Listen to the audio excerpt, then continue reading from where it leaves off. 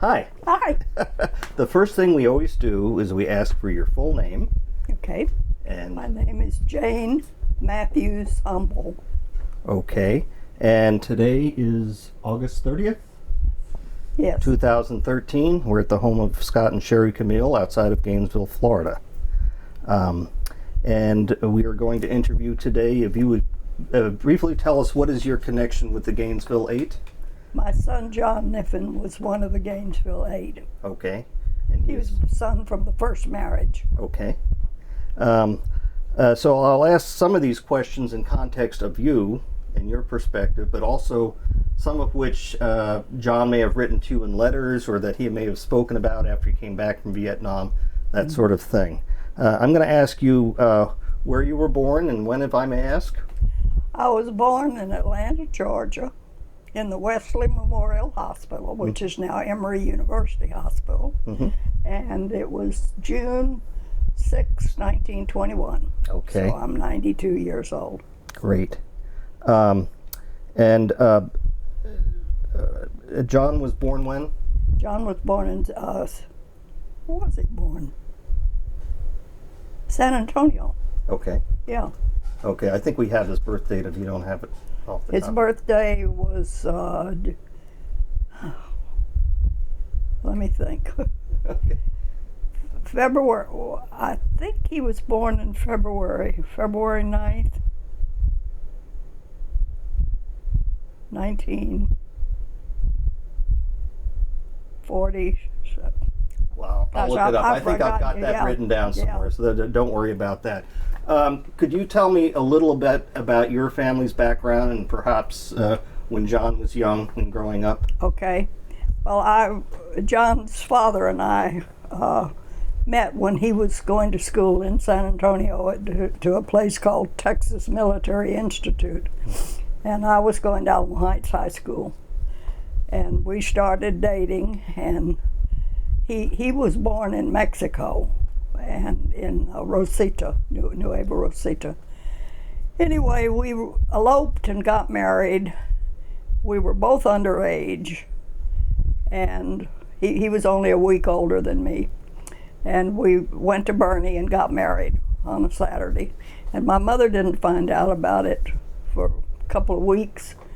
And when she did, she was afraid to have the marriage annulled for fear I might be pregnant, which I wasn't. And so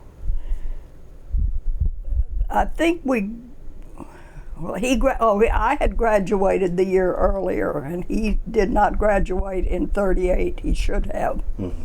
So he didn't graduate until 1940. Mm-hmm. So he graduated from high school. His dad, my mother went off and left me. she got mad at me.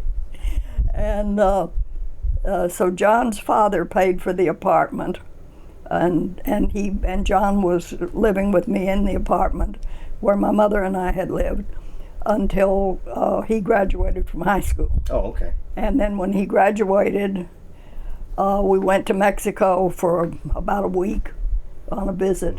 His dad bought him a car and got him a job. His father was the manager of the American Smelting and Refining Company in Rosita. Mm-hmm. So he got John a job in El Paso at the AS&R company out there. And we went out there, excuse me, we went out there for the summer. And 2 kids in a brand new car traveling all the way from San Antonio to El Paso, Texas. I mean, now it sounds crazy, but then, then it worked. Mm-hmm. So we got an apartment, and he started work.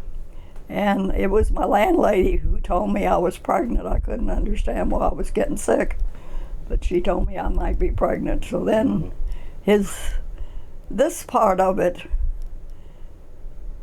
I always get angry because first, when he told his family that I was going to have a baby, well, they send his sister out there to take me to a doctor. Well, I didn't need to go to a doctor to find out I was pregnant. My landlady already told me that. But they His mother was very bossy.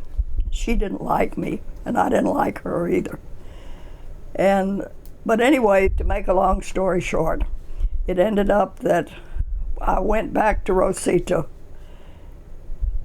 and John went to the University of Texas, and he was going to come to San Antonio when the baby. Now wait a minute, I was still.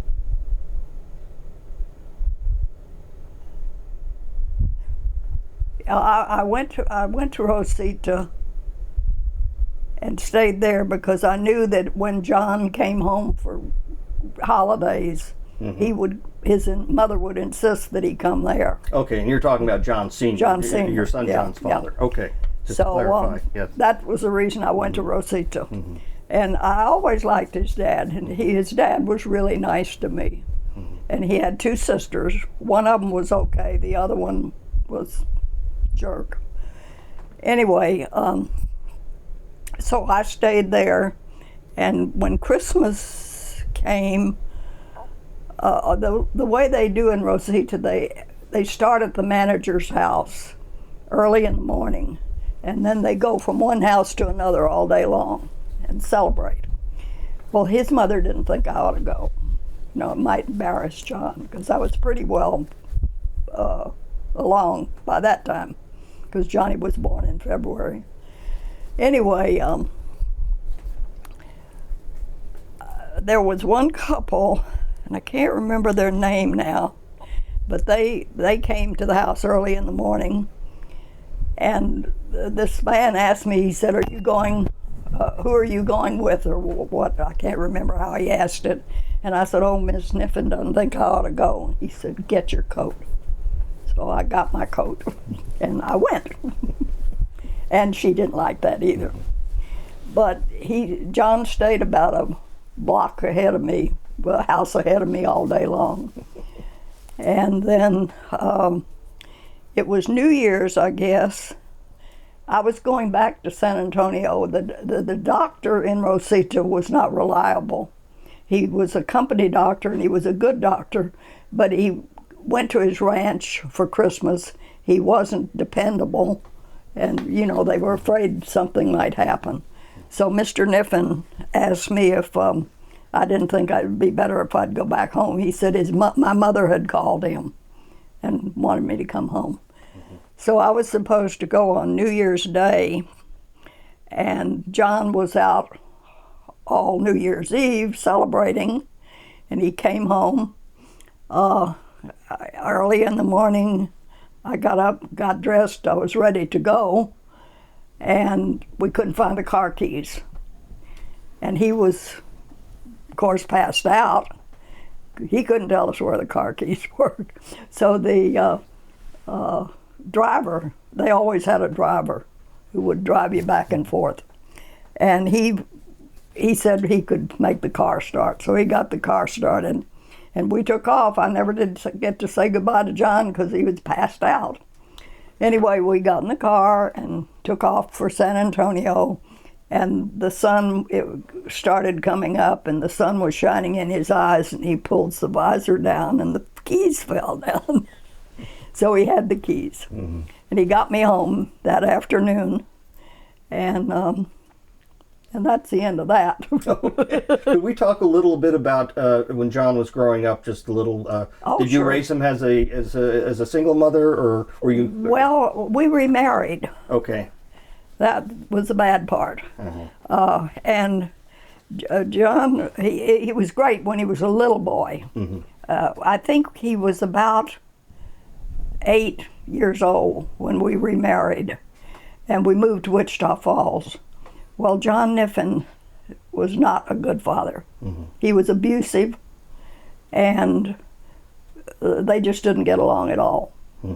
So the Wichita Falls part I don't even talk about much. Sure. But I did finally, John Kniffin Sr. got a job at Chase Field in Beeville. It was a Navy base. And he had been working at the at Shepherd Air Force Base, because I was a civil service employee, and I could transfer any place. Sure. But he had very little education, about 6 months at the University of Texas before Johnny was born, and then he went to Spartan School of Aeronautics, and that was it. That's all the education he had. But he was smart. He was a genius, really. But anyhow, so we left Wichita Falls and went to Beeville. And while we were in Beeville, he was always messing around, going with some woman or whatever. He wasn't very dependable. So I left him and took Johnny and moved back to San Antonio and filed for divorce, which I got the divorce then. Now, where were we going from there? Okay, I was just curious. I'm trying to get to the point where maybe John was in high school. What was his motivation to join the military? Was it a draft situation? Did he go to college first? Or no, what happened was he was going to Thomas Jefferson High School in San Antonio, and Johnny and I, he got involved in it first, civil works organizations. It was, they called it the Filter Center. I don't know whether you've ever heard of that or not. Well, it was one of his teachers got him interested in it. So he told me about it, so I'd go too at night. And it's where I was a recorder, so I'm listening on the phone. They call in and say they spotted a UFO or something, plane. And then I report it to the recorder up top. He calls it in to the guy behind the board that's writing backwards, showing which way the plane's going and all that. And we did that. Well, of course, Johnny was after school and I was after work. Yeah, this would have been in the early 1960s, I would think. I guess. Yeah, because earlier than that, because I remarried in 1959. Oh, okay. Okay, so a little. So it was in the late 40s. Okay. Yeah. So again, John Jr. He went to high school, and was it his dream to be in the military? Was it more of a draft issue? It wasn't a draft issue. He had a buddy, a friend who was a Marine, and this guy talked. I think they had a little bit too much to drink.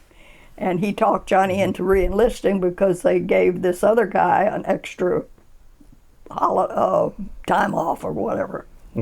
So he joined the Marine Corps, and he was a very proud Marine. So he was very gung-ho at the time to do that. Yeah, always was. Yes, yes. Do you know where he went to boot camp and about what time? He went to boot camp in San Diego. What's the name of it? Camp Pendleton?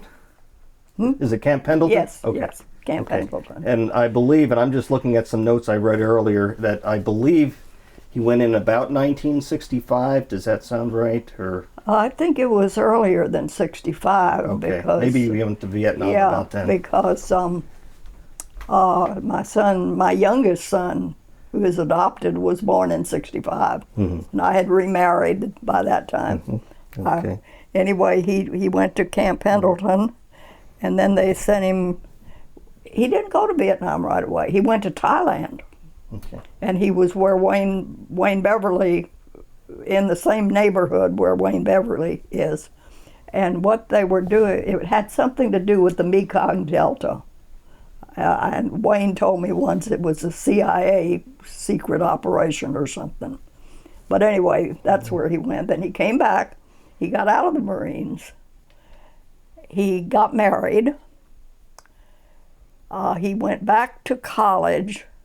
He once said he had 190 unrelated credits. But anyway, he went back to college, and he and his wife were living in Brenham. And then, now wait a minute, before that he went back to Vietnam, that was it. So he re-enlisted after a break in service? Little break in service? Yeah. And when he first went in, what were your thoughts? Were you proud of him? Oh, yeah. I like the Marines, too. Okay. And it was still fairly early in the war then? Oh, yeah. Yeah. And then, well, anyway, he went back in, and that's when they sent him to Vietnam. Yeah, I don't know whether you can read what that says Oh, or not. It's we one of my good luck charms. United States Marine Corps Semper Fidelis. Yes, indeed. He was in the 3rd Marine Division. Okay, that was going to be one of my questions. Who did he serve? So he went to boot camp. Then he went to Thailand. He got out for a while. He got out for a while, but he Went back in. re-enlisted. And he went back in, and then he went to Vietnam. Is that correct? Yes. Okay. And Go ahead, I'm sorry. Well, I was going to say then when he came back, that's when all this mess started. Mm-hmm. What was his specialty, his job as a Marine? He was a tank commander.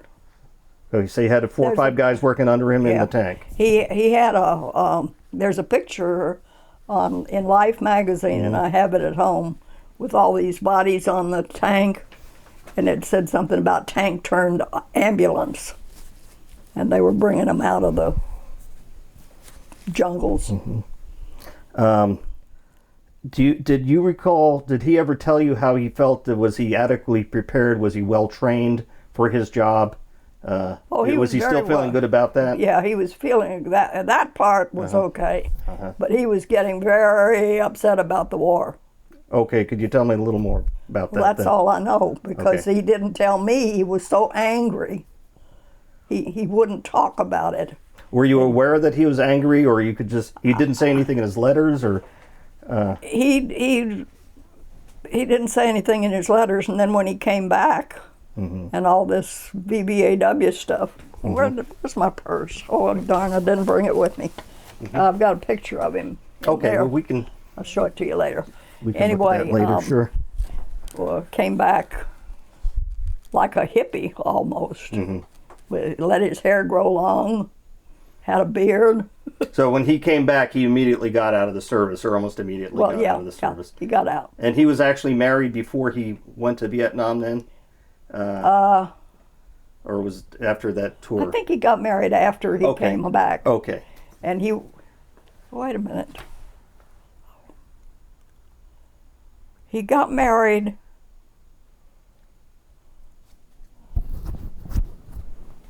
I'm not sure. Okay, that's okay. What I would like to know, because I read a little bit about his wife Kathy as well. Kathy. And she also became involved with a VVAW. Okay. Yeah. I want to get to that in a moment. So John came back from Vietnam. He had won some decorations, I understand. Oh, yeah. I read one article today that said that he had actually received the Silver Star, but he had already grown his hair long and had a beard. And that story, was they called him. He was working for the telephone company in Houston. That's where he met Kathy. And they called him to come down to headquarters. So he went on his lunch hour, and his hair was long, and he just didn't look very good. And the fellow said, "I'm supposed to give you a medal," but he said, "You're not dressed right. He said, you should be in uniform." And John said, "Okay, keep it." So he turned around and started to leave. But they gave it to him. And that was the Silver Star, I believe, from what I read. I'm not really sure about whether he really got the Silver Star or whether that it was just talk. Okay. So when he came back, pardon me, take your time having some water there if you'd like. Yeah, I could use some myself. So. When he came back, he was angry. Oh, yeah. Did he articulate to you what his feelings were, what angered him? No. He kept it all bottled up. I didn't know what was wrong with him. I mean, what did I do? Why are you so angry about everything? But, he didn't tell me. By that time, I guess he was married to Kathy by then. He was okay when they first got married. He even had his hair cut. Oh, wait a minute, he didn't have long hair then. A little bit, but not a whole lot. But they got married and moved to Austin. They lived in Austin. And her father was an Army officer. There was a story, and Johnny wrote it up, and I have a copy of it. It's called The Colonel. And he tells about the reason Colonel Goodnow did not get promoted was because he disobeyed an order during the Korean War. There were 2 camps, and they were both under fire. And General MacArthur said, hold the post at all costs. Well, Colonel Goodnow called the other guy and found out that Colonel Goodnow was the senior officer, so he ordered the other fellow to join him, and they were saved. But he didn't get promoted. So Colonel Goodnow was John's father-in-law, Kathy's father. Kathy's father. Okay. But Colonel General MacArthur, of course, was not pleased at him disobeying the direct order to go out and get yourself shot. So but Johnny really liked the colonel, and they talked a lot. And I think after Colonel Goodnow got used to the fact that his daughter was going to stay married to this guy who was not very military by then. Now, when he did come back, and you could tell his views had changed about Vietnam and that he was angry, at that time, what were your views of the war up to that point, and did that change your views at all? I was not really particularly interested, because by that time I had remarried. I had one son who was born in December of '61. I got remarried in February 1959, September '59. Had the first son born, that was Stephen, the one who went to MIT. And then we didn't want to raise another only child, so we adopted Jamie. And Jamie was born in '65. But, I was busy with my family. I really wasn't paying a whole lot of attention. So, let me see here. Do you recall when John separated from the service? It was right about 68, 67, 68. Can you remember at that point? If not, again, don't worry, we can come back. He was out. He was not in the service when I got married in '59. Okay, so he was out of the service by that time. By 59. 59. Okay, I'll have to study some chronology there. Yeah. About that. So I'm thinking because Vietnam wasn't really going until about 1965. So I'm thinking more late 60s. We're thinking about maybe like 1969 or something, maybe when he got out. I got married in '59. Okay. Darn, I wish I had my papers with me. I keep. Okay. Well, we can get we can get those chronologies. Yeah. We're just as interested in hearing about what your recollections are on his issues there. Well, we had a hard time getting along sometimes. Because of his activity in the Vietnam Veterans I don't know what the reason was, but he'd get angry with me. And he didn't want to talk about things. Do you know if he was one of the veterans that were with Scott and with John Kerry going to Washington and throwing their medals? He was not part of that? No. Okay. So he came back, he was married, he started working, you said he was at the phone company for a while, and but he remained politically active for the rest of his life in one way or another in the anti-war movement. Is that safe to say? I don't think he did until, when did he get involved in VVAW? He and Kathy were living in Austin. And they, not Fort Hood, anyway, one of those places up there where there's a place called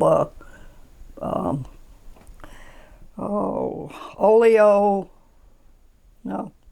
Anyway, they worked with veterans up there. Okay. That's what they did, both of them. And that's what he was doing at the time. He was working I believe they were working at a school for many years, or? No, he wasn't going to school. Working for a school, or was it for a home, or? He was working with, I guess I guess it was VVAW by that time, because they were getting together to try and help the veterans who were having problems. Okay. And that was what he and Kathy were doing. Okay. Was he part of the group that testified in front of Congress at all? With Scott and John? No, that was just Carrie. Okay. That Okay. bunch. Do you know when he first started in the Vietnam Veterans Against the War? I believe he was head of like a region in Texas for that organization. Yeah. And then I believe Scott was head of the region down in this area. So there were different regions getting together. Yeah. Bill Patterson and out in El Paso. Yeah. Did he ever share with you any of the internal politics of the Vietnam Veterans Against War at the time, whether there was internal struggles or anything like that? He was so busy, I didn't see him very often. Okay.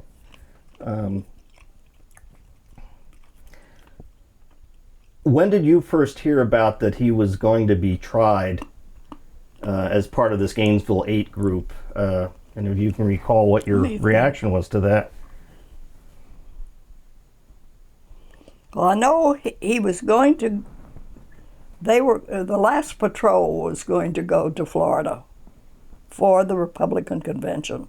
And they came from all over. Right. Ron Kovic from California. 72, yes. And John he and Kathy had bought a converted school bus. It was like a trailer. And it was a school bus. Mm-hmm. But anyway, that's what they were going to go in. But he had always had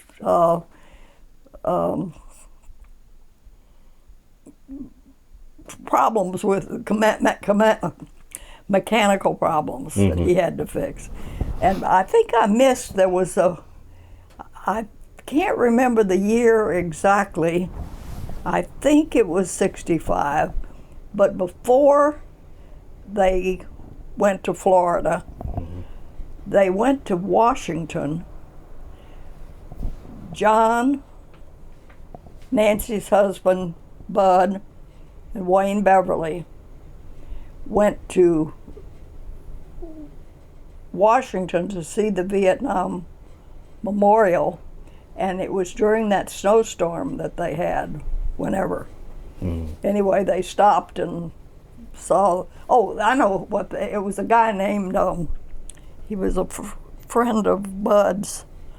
Well, anyway, he's the one, he was dying of Agent Orange cancer, and he wanted to see the memorial. So they went and saw that. Okay. And I have pictures of that. Okay, yeah, we can see those later.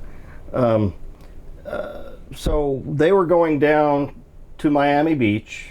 1972, I believe there was first the Democratic convention first, and then the Republican convention with where Richard Nixon was running for re-election. And at that point, they were working with the police and the FBI because they were upset at what happened in Chicago in 1968, and they wanted to try and keep things on a peaceful keel. So they were trying to work that way. They didn't know that these undercover agents for the FBI were also, not what they said they were. And they were reporting back everything that happened. But where the veterans were trying to work together with the police to control the crowds, these other guys were inciting riots, is what they were doing. You're talking about the FBI informants or the agent provocateurs. Yeah, that's what they were. There was one who lived in the same house as who was it? One of the gay, I think it was Scott. There was one fellow who was living in the house where they were living, and he was an FBI agent. He was his name was Emerson Poe. Yes. And he was a friend of one of these veterans, first friend, good friend. And so he was pretty upset, too. Yes. But when I found out, when did I find out? I don't even remember. I've forgotten now when I found out. But at some point, did John tell you, I think something weird is going on here? Or? Oh, I knew by that time. You knew by that yeah, time? because another thing was that there was one day when all the telephones, the VVAW telephones in the country were out. We were watching TV. I guess by that time, they were called to John and I think Scott and maybe Wayne were called to Tampa or one of those cities and called before the grand jury, and so they never got to the Miami. None of them did. Mm-hmm. But they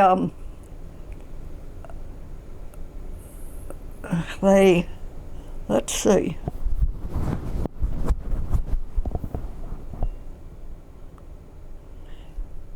The next thing I can remember, and I'm not sure, I guess by this time they had already been accused and the grand jury had brought the indictment against them.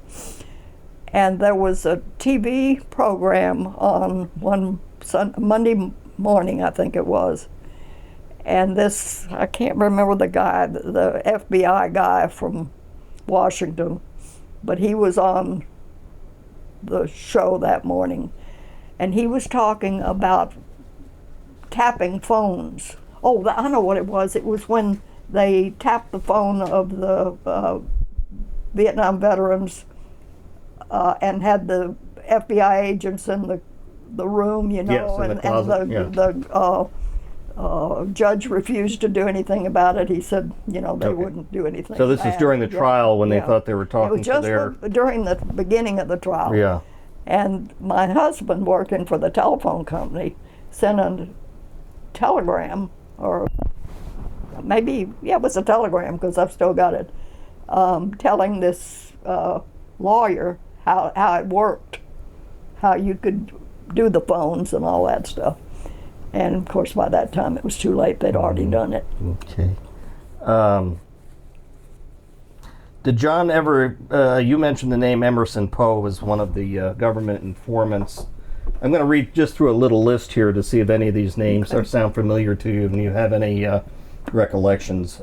Some of the other government agents, there was Vincent Hennard, Pablo Fernandez, William Kohler, Carl Becker. Wait a minute, Lemmer. William Lemmer. Okay. What do you recall about him, or maybe what John said about him? Don't remember a whole lot about him. Okay. You know, he just he just sort of fell through the cracks, poor guy.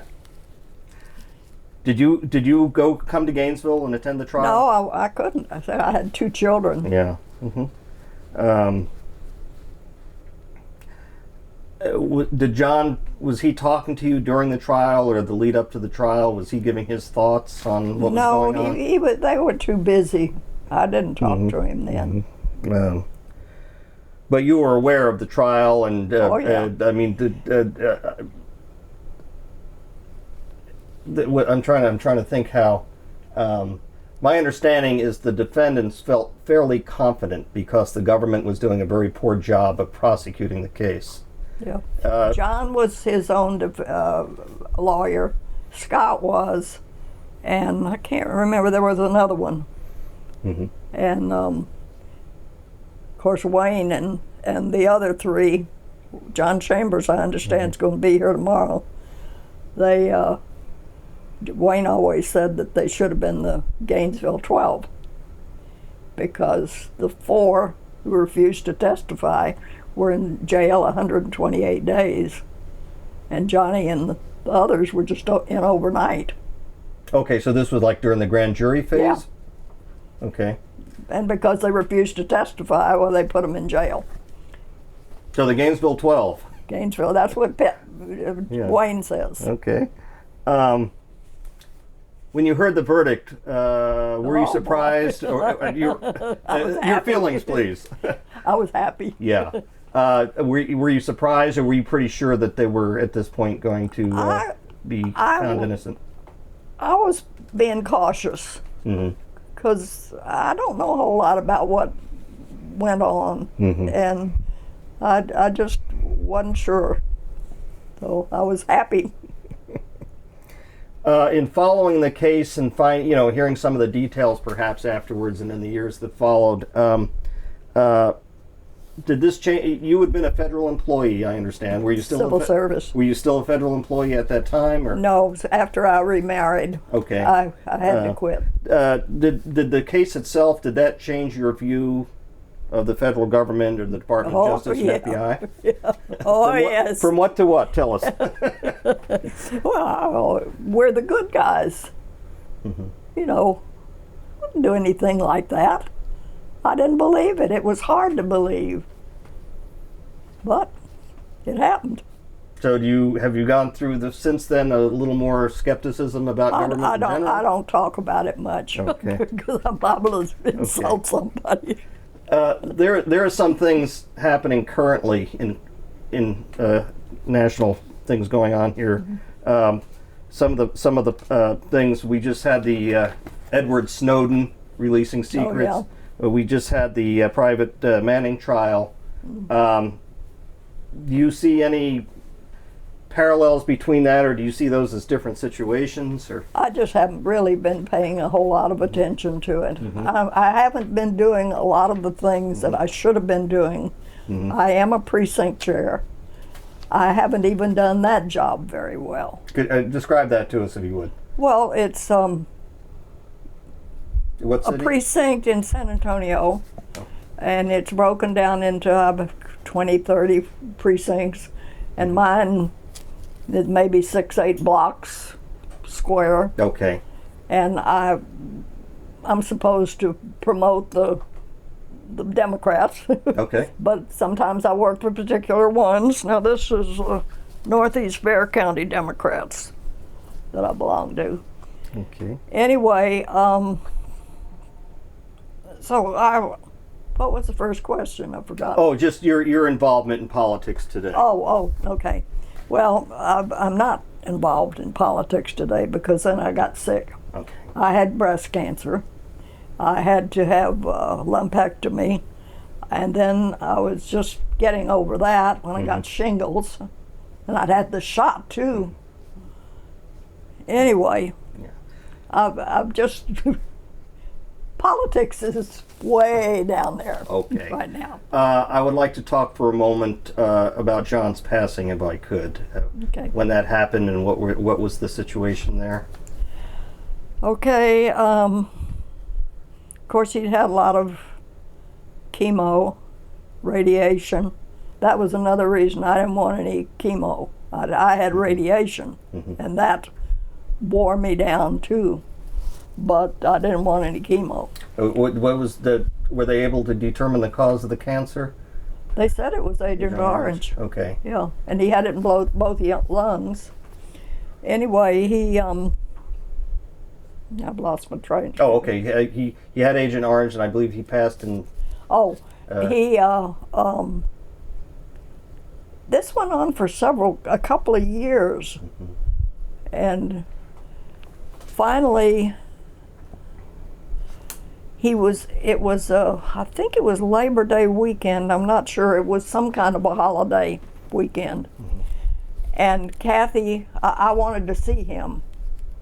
And so, just before I got ready to leave to go to Brenham, and Kathy, I think I went a day early. And instead of going Saturday, I went on Friday. And by that time, he was already in the hospital. And he didn't want to die in the hospital. He wanted to go home. But he couldn't breathe. They were blowing something through the air. Anyway, I went to see him, and Kathy came when she got off work. And then we went and had dinner. And as soon as Wayne was coming, because Wayne was going to Dallas to see his sister. And at that time, he was living in Beaumont. So the next morning, Kathy stayed at the house to when the veterinarian came to put the horse down. The horse had been sick or something. and they were going to kill her. So Wayne arrived, and he and Kathy came into the hospital, and I was in there talking to John. He was real weak, and so Wayne talked to him for a while, and then Wayne went off to Dallas. And Kathy and I stayed for a little while, and I think by that time we went home, and we came back the next day, which was Sunday. And Sunday, he was just feeling terrible. And it was late in the afternoon, maybe 5:30 or so, and he said he wanted to rest for a while. So he was watching a Sidney Poitier movie, and so we kissed him goodbye and left. Went home. I went to bed right away. Kathy was talking on the phone to people, but about 9 o'clock she called me, and she said that they had called her and told her that he had taken a turn for the worse and that they had him in intensive care.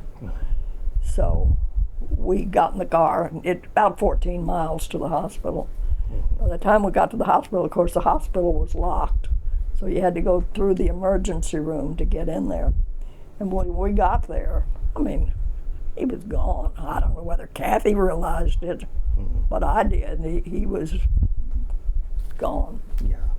I meant to ask earlier, because you had said before the tape was rolling that at first they had lost his records when he wanted the VA to look at him, but they eventually found them. Oh yeah. Yeah. It isn't that they found them. It was my letters that proved he had been in the area. See, the letters that he wrote to me came from the area in Vietnam where all this was going on, and that proved that he was there. And those are the letters you saved, and now you have donated to Texas? I didn't. I gave them to Johnny. Oh, okay. I gave them to him so he could get his disability. And I guess when he died, I don't know, a whole bunch of the stuff that he had at the house, Kathy had already given to the Texas Tech. Oh, okay. But that's where they are. Okay. They're about 13, 14 letters. And Kathy was active pretty much in the Vietnam Veterans movement. And until she died. Yeah, and that was in 2010. She died in about 4 years, 2005. Oh, okay. Excuse me. Okay. I think. All right. I've run out of questions for you. Okay. But if there is anything that you can think of that, gee, I wish he'd asked me this, he didn't ask me this. Anything on your mind I should have asked you? Well, if I can't think of anything, but when I don't have my diaries and my notes, I get the years mixed up sometimes. Yeah. Most of these specific dates we can go back and look. Yeah. But, well, that's all the questions I have then, and I would like to thank you very much. You're welcome. For your time. Well, thank you. Thank you very much. I hope it'll be helpful to somebody. It will be. Sure.